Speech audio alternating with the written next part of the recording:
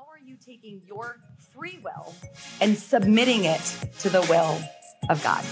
Growth always requires us to have an openness to our own blind spots. We start talking about them and they and forget that it's actually supposed to be an us conversation.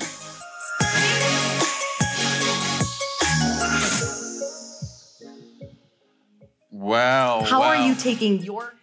Wow. Finito. Perfect. All right, guys, how are we doing? Good morning. Good morning. Man, you're probably wondering, like, this looks different. What is going on? So, hey, today we wanted to make a space on this Father's Day to talk a little bit about that, to make some space, to celebrate some fathers, to celebrate you fathers in the community. Yeah, there we go. There we go. And look at these four incredible specimens of men. Let's give them a round of applause. They look phenomenal. They look phenomenal. But hey, look, the prayer as well is, you know, we know Father's Day can also be a complex day, but I pray today that you have a revelation of the Father's love for you as we talk and as we discuss here this morning. So, look, I'm going to start and I'm going to ask you four just to introduce yourselves, tell us your names, and let's go from there. Okay, I am Mike. That's my name. Yeah. Yeah, there we go. Nice. You want more than that? Yeah, what'd you do here, man? Okay, so I'm one of the pastors here at Mosaic, and I'm married. Actually, I was thinking about it before we walked out here. We will have been married 30 years. Wow, congrats. Is that next year or this year? You tell me, it's bro. next year. Yeah, it's phenomenal. next year. So 30 years next year. We've got two kids, Andrew and Caroline. Obviously, we've been married 30 years. We got married when we were kindergartners, by the way. But no, they're 21 and 24. So I'm kind of, I think the life stage is a maturing dad. How about that? Well said. Well said. Vintage. Vintage father. Vintage dad. Yeah. Yes. Yeah. Awesome. But that's me. Awesome. Thanks, Mike. Cool. Hey, everyone. Happy Father's Day to the dads out there. Yeah. and to the single mothers, because you all play both roles. So Sheldon May, I am a father of two wonderful little girls, Micah, who is 8 going on 9, Noah, who just turned 7 last week. Been in Charlotte for 6 years. Originally from Massachusetts, 15 years in DC, a couple years in New York. I do a lot of diversity work and HR work. And I'm married to my college sweetheart. I'm not her college sweetheart, but she was mine. Oh, wow. She was there mine. You go. No, it took me 10 years to convince her that we were meant to be. So Maya is my lovely wife, and we've been married for 12 years. Beautiful, man. Loving that. Yeah, come on, round of applause for that.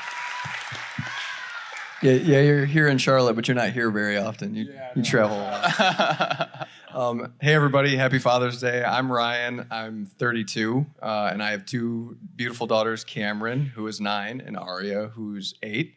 I am divorced, so I'm a single dad. I moved to Charlotte 2 years ago. I was in upstate New York as a child, and then I was in the military for about 8 years in the Marine Corps in California. Did some traveling there, and then when I got out of the military, I moved back to New York and then down here. So been here for 2 years. I love the city. Yeah. And thanks for having me on. Beautiful. Thanks, Ryan. Happy Father's Day, y'all. I'm David Barino. I actually been here 17 years. 17 years strong. Yeah. Wowzers. I want to say I'm in the middle age of my life, I would say, 53. I will be married, Lord bless, 30 years this year. You know what I'm saying? You know what I'm saying? I have 2 kids, James, 26, and Haley, 22. What else about me? That's about me. Beautiful, bro. That's some solid news. Let's give Dave a round of applause. Just doing phenomenal down there. And look, as you can hear, we've got a diverse group of fathers from all different type of parental teams and situations and backgrounds. And that's the beauty, right, is we are a mosaic here of people.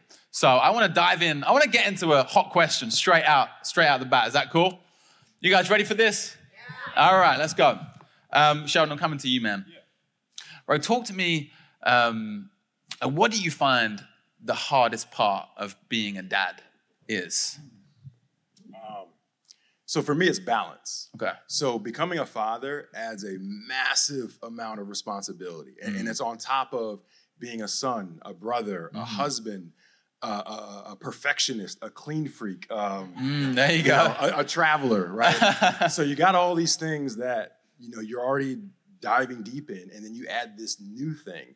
And something I've really been struggling with recently, I've been realizing there are only 24 hours in a day. Right? It's taken me over 40 years to realize that there's only 24 hours in a day, and you can't do it all. And if you try, as I have been, something will break, whether it's your body, your marriage, your mind, like you cannot do it all. So for me, it's been trying to balance all of that in addition to being a good father. And I mean, I love being a dad. I love planting seeds that I know will grow in the future. I love having my children show me something different with their eyes that I have forgotten how to see. I love having a partner to help shape my daughters. Surprisingly, though, it is actually not being the father of 2 black girls. I think it's because my kids don't know they're black yet. So I say that jokingly, but like I try to keep that from them. I mean, black is beautiful, but there's a lot of trauma that comes with being any minority, right? A woman, ethnic minority, you name it. And I kind of want to shield them from that as long as possible. So that's actually not a big struggle yet because I'm kind of keeping that from them. So, but anyway, so yeah, it's balance for me. Okay, beautiful, man. Beautiful. Ryan, I'm going to send the same question your way, man. Yeah, I think he talks a lot about, a range of tasks that need to be completed and a range of roles that you need to play. And for me, it's kind of a lot about the range of emotions. Having 2 daughters, there's not a lot that a 32-year-old, Marine veteran and a 6 or 8-year-old girl have in common most days. So, yeah, it's different for sure. So, my background is a little bit different. So having that range of emotions to kind of scan through on a daily basis, it can be anything, whether it's just empathy, whether it's just sadness, whether it's just, compassion, whether it's nurture, something nurturing, something small, something big. It's just this range that you really have to go through. I am a single dad. But I do have a female counterpart now. I've been in a relationship with my girlfriend Carly for a while now, and she's been a huge addition to our family, and she really helps me process that. She adds that X factor. But for me, there's days where my children need something, and it's hard to see something through their eyes. The world is so big for them. And you forget that sometimes, the world is so big to them, and something that seems like, a molehill to you could be a mountain for them. And so just getting down on their level and having the patience and the range of emotions to kind of connect with them on a deeper level each day, that's the biggest thing for me. I think is the biggest challenge. Yeah. I love that, Ryan. And just to come back on that, man, and how would you say, your kids have expanded that part of you for empathy and Yeah, that's actually a really good point. I think they play a huge factor. I think they've multiplied, my compassion and my kindness, tenfold. Probably. I mean, just seeing them on a daily basis, interact with animals and people and music and things like that. It's really humbling, and you do get to see the world through their eyes, like you said. You do get to kind of relive, everything all over again. Yeah, it's an interesting cycle. So yeah. Have they, I haven't seen your nails be painted yet. Have they got to painting the nails? I let them tattoo me. That's my thing. They can draw all over me. Okay, there you go. They can draw all over me all they want. I'm a human canvas for that. There you go. I don't think I've ever let them paint my nails. I don't think they've asked me to do that. But they've definitely markered me up. Maybe an idea, girls, wherever you are. Pastor Mike, look, question for you, man. Obviously, the world is a bit of a different place from when you were the age of your kids, right? Absolutely. And man, what's could you just talk a little bit into that, like your perspective of that, how that is? So, yeah, it's completely different. I mean, just a little perspective. When I was, I just remember growing up and riding to the store on the back of the tailgate of the pickup truck with my legs dangling. I mean, you can't do that anymore, right? No. Right? Oh my gosh, cell phones. I couldn't just call my parents anywhere. We used a phone booth. Right. What's that? It's just, so many things are available to them. I mean, sometimes it feels like a safer world, and then sometimes it feels like a more complicated, more unsafe world. But I guess I would say, I just feel like sometimes it's a little bit of a safer world. I mean, when I grew up, the first vehicle that I rode around in, they had not invented seatbelts when they invented that vehicle. So it's just a different, it's a different place. But yeah, I'm grateful for the world we live in and the way, Caroline called me this morning. She's on a road trip. She called me, she said, Dad, she said, the car's getting hot and it looks like it's out of antifreeze. I mean, what would I have done back then? I mean, I don't even know. Yeah. So it's just a completely different place. Yeah. But I'm the more mature, the vintage father. Yeah, vintage. I like vintage. Yeah, I like that. You're incredibly vintage in everything you do, Pastor Mike, I must say. Ryan, I'm going to come back to you, man. Speaking to that same thing as well, if you would. Yeah. Mike kind of says that he feels it was, a little bit different back then, and it's a little safer now. But I don't know. Apparently, could you guys like drink and drive legally back then? I don't know.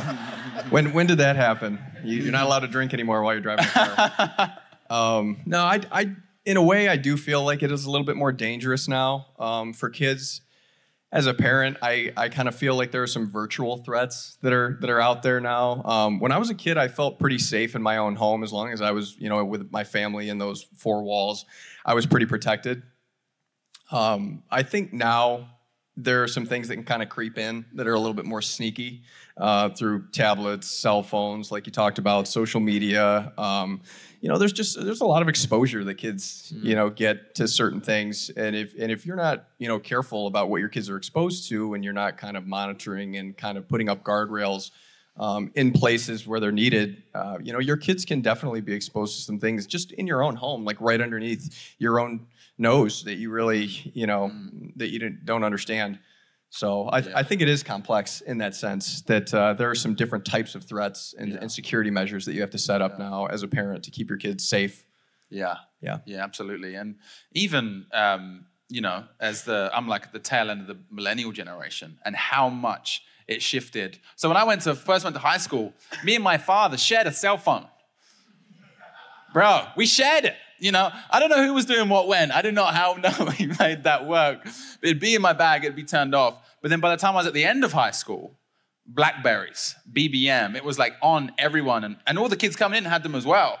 So we've seen such a dramatic shift in such a short space of time with technology and the impact of that. And yeah, I think that one good example I could probably give you is, just recently I gave my oldest daughter, Cameron, a little debit card. And it was a child's debit card. So it's a debit card that has an app and it's attached to, my bank account, and I can control everything off of it. He's brave.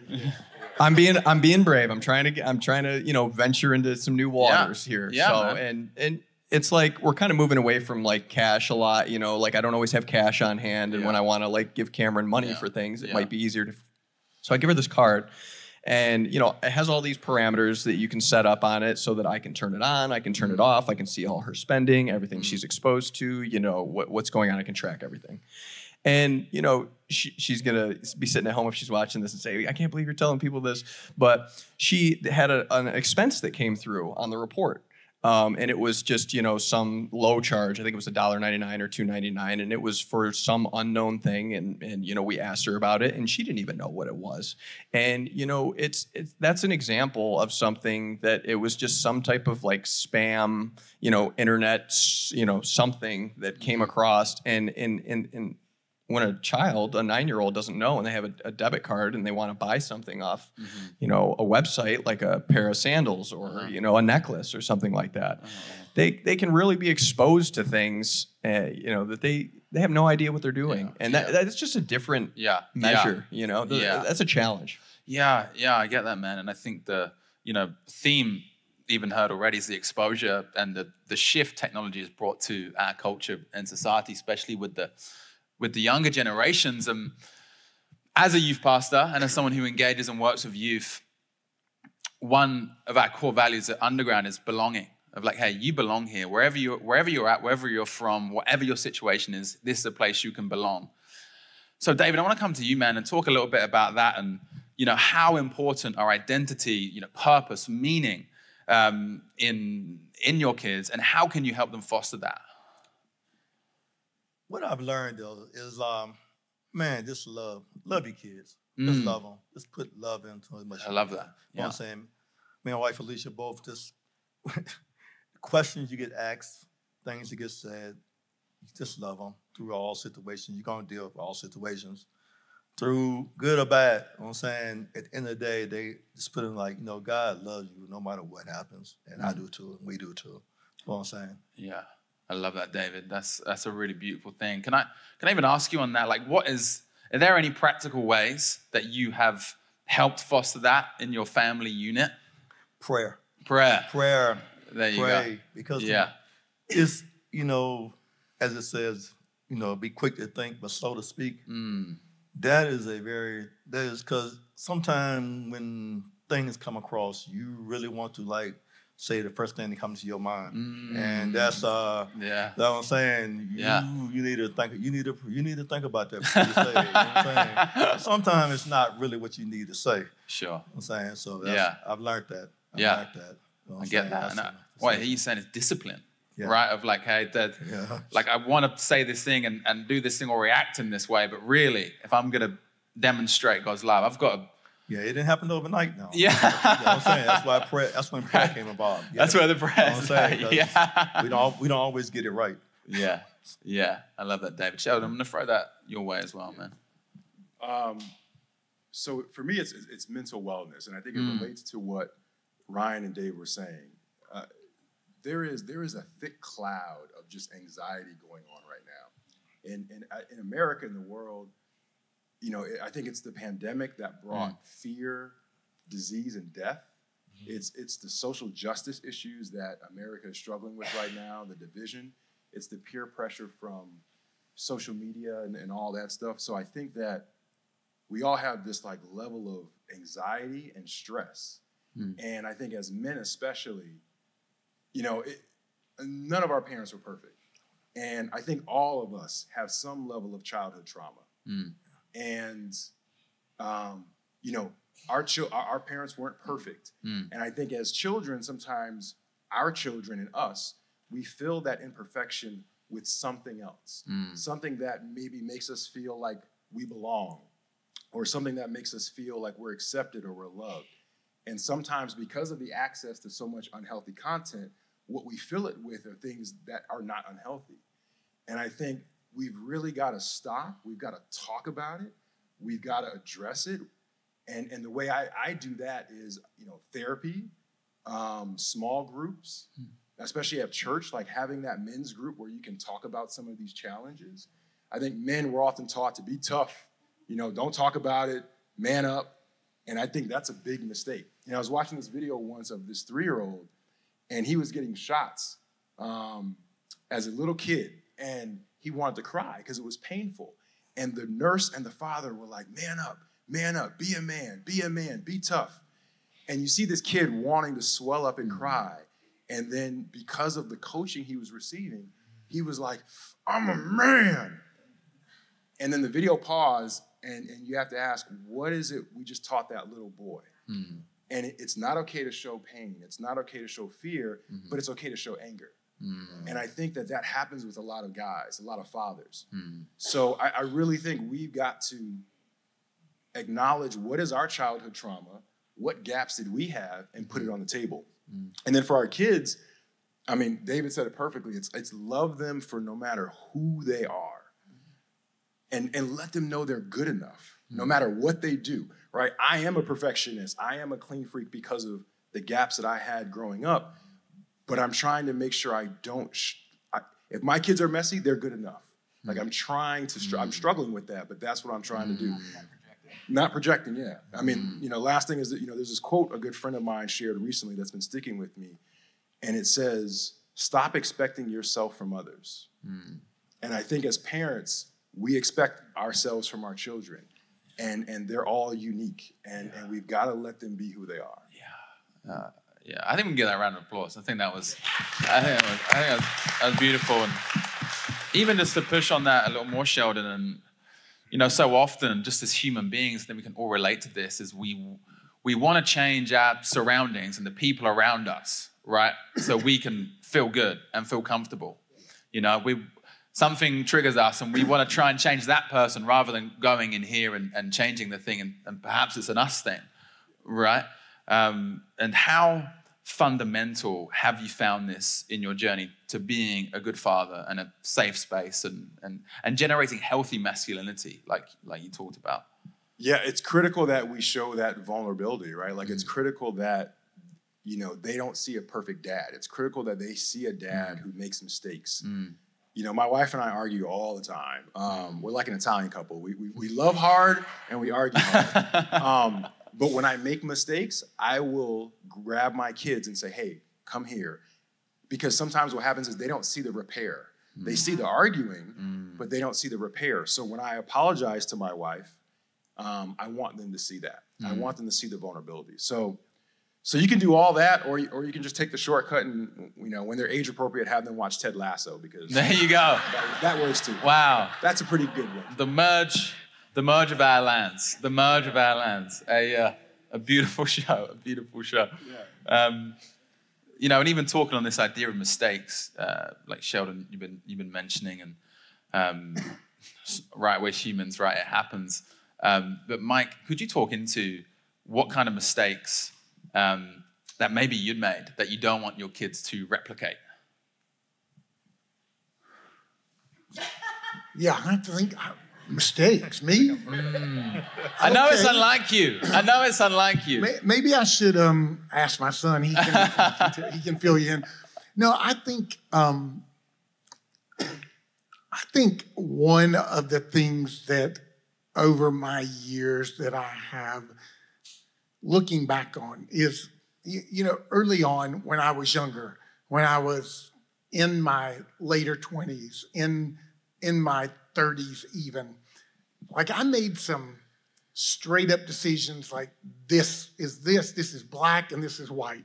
This is good, this is bad, this is the only way. And I think I want them to hang back a little bit, because I look back at those decisions, and some of it even had to do with my understanding of religion, especially in religion. Okay. And I made some hard decisions, and that was right and that was wrong. And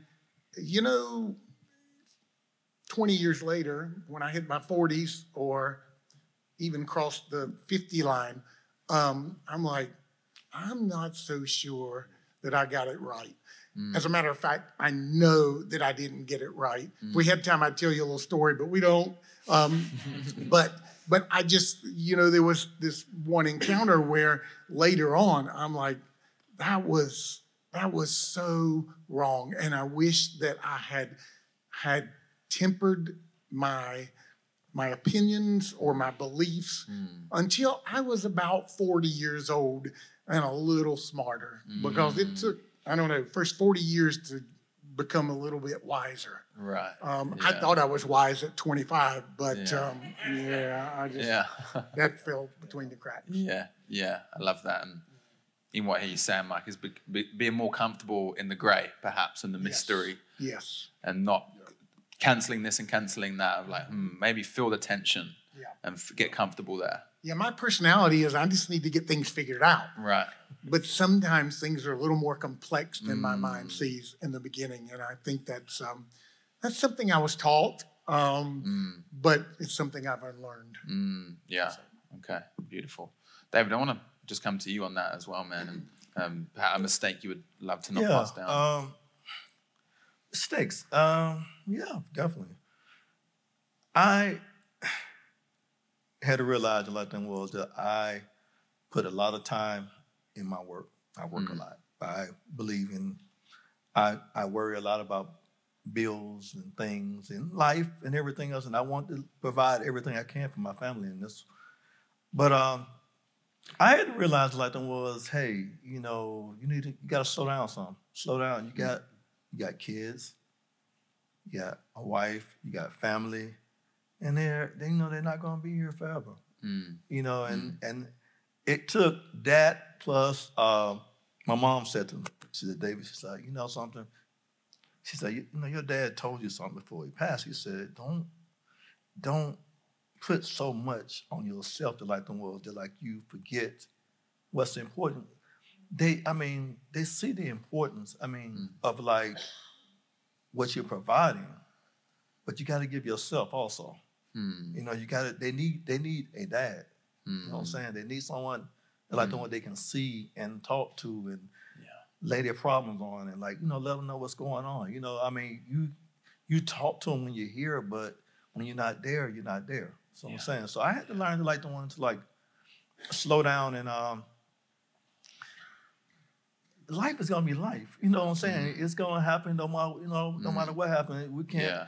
Problems gonna come up. Things gonna come up. But the thing was, you got to at the end of the day, you know what I'm saying, when your time is done, do they feel like them was dad appreciated them enough to spend time with them? So I'm saying. So I had to learn. Because actually, my dad being a long distance truck driver, he spent a lot of time on the road, and he told me that's one of his biggest regrets. He's like, I didn't have time to spend as much time with you as I wanted to. So that's one thing I had to learn. I had to learn that. That's beautiful. That's beautiful, David. And just the what he's saying as well is just the power of being present. And being there, right? Because we can even be there and be in a million places, but actually just breathing in the moment and be in a safe space for your kids. True. And it's not fair to your spouse. You know what I'm saying? To put so much on them like that. You know what I'm saying? They got a mom. They got a dad also. So you got to you got to give it. You know what I'm saying? It's only one. It only comes around once. So hey, enjoy your kids. Enjoy your kids. Enjoy it. I love that, David. And even on that, what I hear you saying is the power of you're actually presenting to them an image of who God is, right? Exactly. Of our Heavenly Father who is there and connected and present with us at all times. No doubt. And what is one thing you would love to instill in your kids, one attribute of God that you would love to instill or have instilled? Oh, God's love, no matter what, God's love. I had to, that's something my parents put in me. And Ron, I didn't always understand it because, you want to be part of the crowd. You want to do things and everything. But at the end of the day, you got to look at yourself because you are what they see. And the thing with, and you got, I ain't gonna say we're not perfect. We're not gonna get it perfect. We're not gonna get it right all the time. But we do the best we can do to show them what God's love can do and have done and will continue to do and pass that on to them to show them what God's love can do and has done and continue to do. That's the biggest thing I can give them. You know what I'm saying? Because mom and dad won't be there forever. You know what I'm saying? Grandma won't be there forever. Cousins, grandparents. But through God, God is always there. He might not be there when you want it to be. Right. But guess what? He is there. He is there through every conversation. You know what I'm saying? You might not get an answer when you want it, but the answer is coming. I had to learn that. I love be that, patient. David. Yeah, that's really beautiful, man. That is a really beautiful thing. And Ryan, I just want to come to you again and just ask the same question of what's one thing or one attribute of God you have instilled or would love to continue to instill in your children? Yeah. Dave made a great point about everything there. I think you pretty much hit the nail on the head. I think, my kids have asked me a lot randomly, who God is. And it's kind of a tricky question to answer on the spot. But I always try to, convey this message to them that he's kind of like this universal key almost, this all-encompassing aspect of your life if you're willing to welcome it. And he's this ultimate creator. He's responsible for everything around you, everything you see, touch, feel, hear. And I think he's, an anchor, like you said, an anchor, because life's going to toss you around. You're going to get swung left and right on things. You're going to be confused sometimes. You're going to have questions. And he's just this constant, this anchor that can really soothe and settle you. So I always try to tell my kids, wherever you can welcome him and wherever you can use him in your life as this kind of universal key for stability and friendship and support. Because like Dave said, we're going to try and be there as much as we can as a father, as a mother, Grammy, grandma, sisters, brothers, but we're not always going to be able to be there exactly when you need us. But that's where he plays this perfect role. I love that, Ryan. I love that. Sheldon, I just want to come to you as well before we're out of time. And one thing I know about you, man, is you're a lot of fun to be around. You really are. Fun or funny? Yeah. Which one? Both. Double for you. How is that something that you've looked to, an attribute of God you've looked to bring to your kids?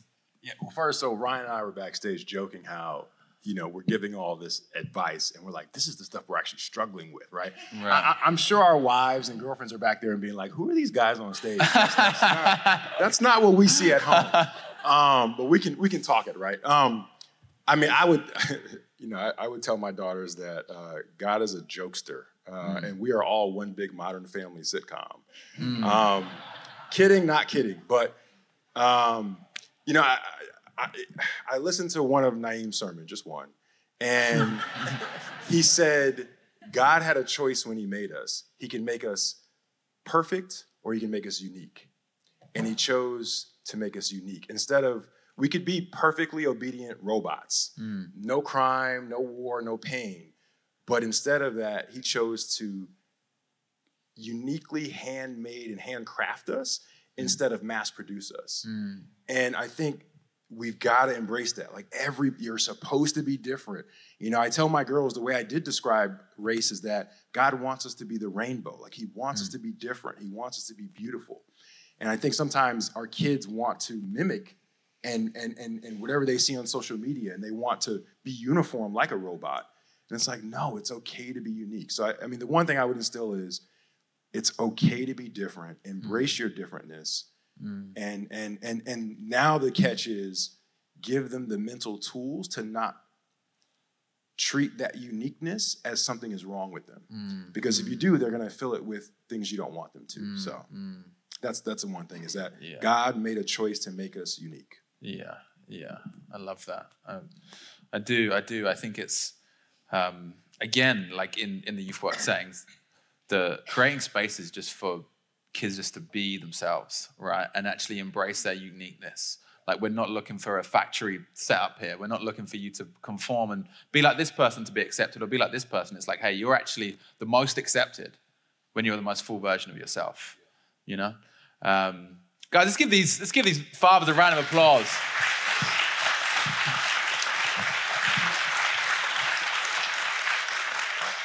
It's really been a phenomenal gift to sit here and speak with you guys and talk it through. And even I think I can speak for all of us of, perhaps actually having a deeper revelation on this Father's Day of how God is is unique with us and sees us so uniquely, right?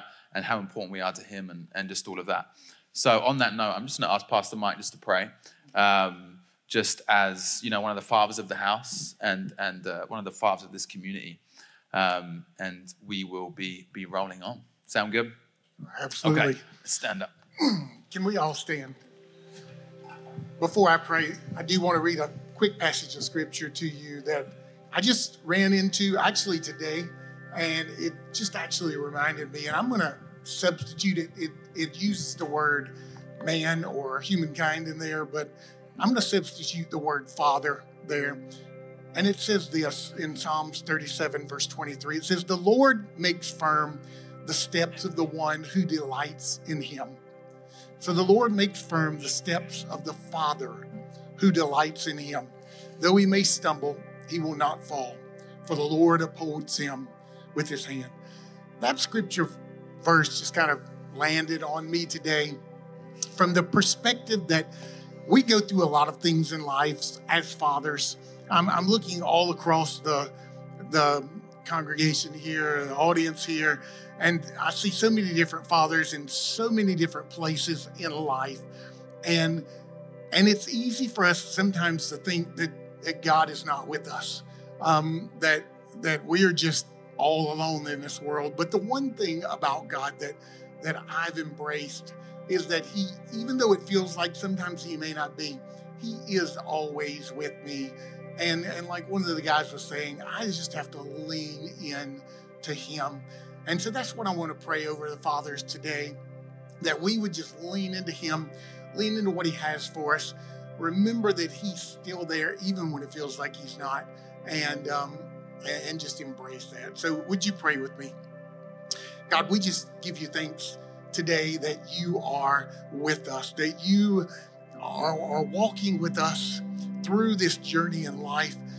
God, it just even reminds me of the 23rd Psalm as we walk through all that we do in life. And God, I know that in some times as we're walking through life, we go through these valleys. We go through valleys that we need you more than we even realize we need you. And so, Father, I just pray that you would remind us when we're struggling as fathers, and you know that we do, God, that you would remind us that there's nothing that you can't give us. There's nothing that's not available to us because you are in us and you are working through us. And so, Father, I just pray that you would help us to tap into this power of the most amazing Father, and that's you, God. God, that you give us the strength to move through life. You give us the strength to do whatever it is we need. And so, God, I just pray that you would remind us of that. Thank you for being an amazing Father. Thank you for being a Father that was willing to sacrifice his most prized possession, his Son, to give us life, that we might have life and have it to the full. God, we thank you for your Son, Jesus. We thank you for the way that we are all called your sons and daughters in this world. Help us lean into that as we move through our time in life. In Jesus' name.